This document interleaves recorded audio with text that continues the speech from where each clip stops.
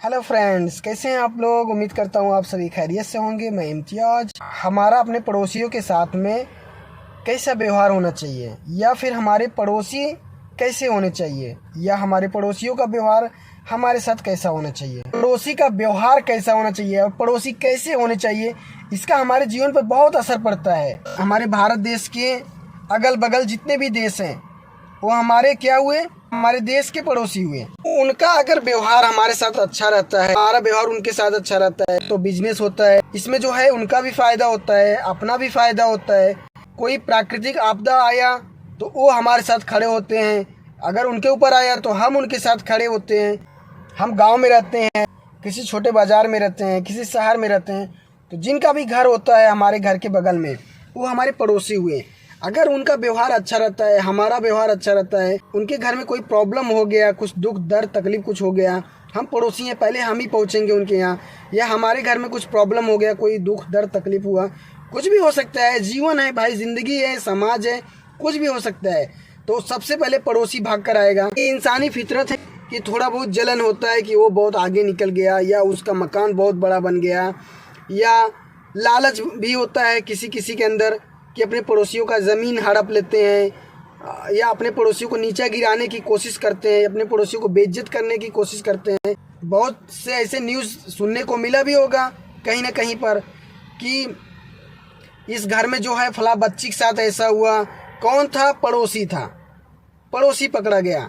ये आपको लगता है कि आप बड़े हो, पैसे वाले हो, आपका कोई कुछ नहीं कर सकता है, ये आपको ऐसा लगता है, पर समय का पहिया है, कब किसके ऊपर कब गलत तरीके से पलट जाए कोई नहीं जानता। इतना भी जहन में गंदगी नहीं रखना चाहिए कि मेरे पास ताकत है तो मैं अपने पड़ोसी का जमीन कब्जा कर लूं, या किसी भी तरीके से उसे मैं टॉर्चर करूं, उसे तकलीफ दूं।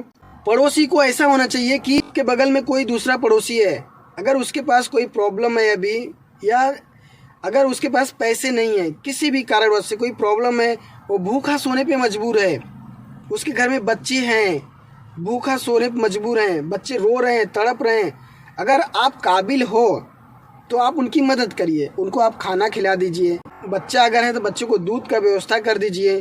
आप मदद करने वाले हो यार। जब पड़ोसी की आप मदद नहीं कर सकते तो फिर आप किसकी मदद करोगे। ये बदनसीबी है कि सबसे ज़्यादा पड़ोसी ही तकलीफ दे रहा है आजकल। आप कहीं भी देख लो, अगर आपका पड़ोसी आपके साथ इतना गिरी हुई हरकत अगर कर रहा है, आपकी ज़मीन जायदाद हड़पने की कोशिश कर रहा है, आपको बदनाम करने की कोशिश कर रहा है, बेइज्जत करने की कोशिश कर रहा है, आपको बर्बाद करने की कोशिश कर रहा है, आपकी रोजी रोटी के पीछे पड़ा हुआ है, तो आप लोग उसे एक बार देख लो, दो बार देख लो, पकड़ लियो ना। पूरी जीवन जब तक आप जिंदा रहोगे ज़मीन पर, तब तक ये ध्यान में रखो कि मेरा पड़ोसी इस नेचर का है, उससे हमेशा सतर्क रहा करो, भाईचारा रखो, बातचीत रखो, बिगाड़ो मत, लेकिन हमेशा सतर्क रहो। कभी भरोसा मत करो उस पर। क्यों भरोसा मत करो? क्योंकि उसकी नीयत में कालापन है। अगर उसकी नीयत में कालापन नहीं होता तो इत्तेफाक से एक आध बार हो जाए तो बात अलग है, एक बार, दो बार, तीन बार, ऐसा अगर बार बार वो आपके पीछे पड़ा हुआ है कि आपको बर्बाद करा दूं, ज़मीन जायदाद हड़प लूं, आपको परेशान करूं, तो ऐसे लोगों के साथ में सतर्क रहो। कि चलो वो दुश्मन है आपका, और दुश्मन को कभी भूलना नहीं चाहिए, वो अलग बात है। पड़ोसी है तो भाईचारा रखो, लेकिन उसे हमेशा निगाह में रखो। और ऐसे जितने भी पड़ोसी हैं, वो अगर आपके साथ में ऐसी हरकत कर रहा है तो फिर उसके साथ में आपको भी कोई बहुत बड़ी अच्छाई करने की ज़रूरत नहीं है। जिस पड़ोसी के खिलाफ आप सियासत कर रहे हो, जिस पड़ोसी का आप ज़मीन जायदाद हड़पने की कोशिश कर रहे हो, ईश्वर अगर कभी भी आपके ऊपर कोई मुसीबत देगा, अल्लाह सुब्हान तआला कभी भी आपके ऊपर कोई मुसीबत देगा, या कुदरत का कोई भी कहर आपके ऊपर आएगा, आपका पड़ोसी ही पहले दौड़ कर आएगा।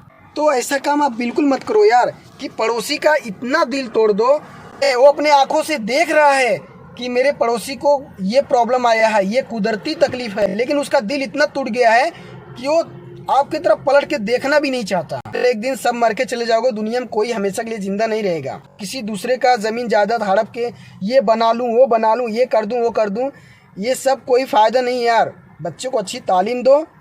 आप जो है लालच में किसी का बेईमानी करके किसी दूसरे का हक आप छीन रहे हो ना, आपको लगता है कि आपके बच्चे बहुत खुशहाल रहेंगे, ये आपको लगता है, ये आपकी गलत फहमी है। ईश्वर जो है ना आपके बच्चे को ऐसा बना देगा आपके बच्चे सब बर्बाद कर देंगे आपके दुनिया में रहते हुए ही। इसलिए मेहनत करो, ईमानदारी से बचाओ, ईमानदारी से कमाओ, बच्चे को अच्छी तालीम दो। बच्चा अच्छे तालीम पाया रहेगा तो बच्चा खुद ही बनाएगा यार। घर खानदान में नहीं जम रहा है, सब लोग अपना अपना अलग अलग कमाओ खाओ, अपनी जीवन यापन करो, लेकिन सियासत मत करो यार। एक भाई दूसरे भाई का हड़प ले रहा है, एक भाई हमेशा दूसरे भाई को नीचा दिखाने की कोशिश करता है, बेइज्जत करने का कोशिश करता है, कहीं पर फंसाने की कोशिश करता है, बर्बाद करने की कोशिश करता है। चलो ठीक है, आप कामयाब हो भी गए, लेकिन कुदरत की मार बहुत बड़ी होती है यार। जिस दिन ईश्वर की मार पड़ेगी ना, इतना दर्द होगा ना कि आप सोचोगे मैं रोऊं, लोग देखें मेरा तकलीफ, मैं बहुत रो रहा हूँ, लेकिन कोई फ़र्क नहीं पड़ेगा। आप अंदर अंदर घुटन की ज़िंदगी जियोगे पर कोई देखने वाला नहीं आएगा। जय हिंद।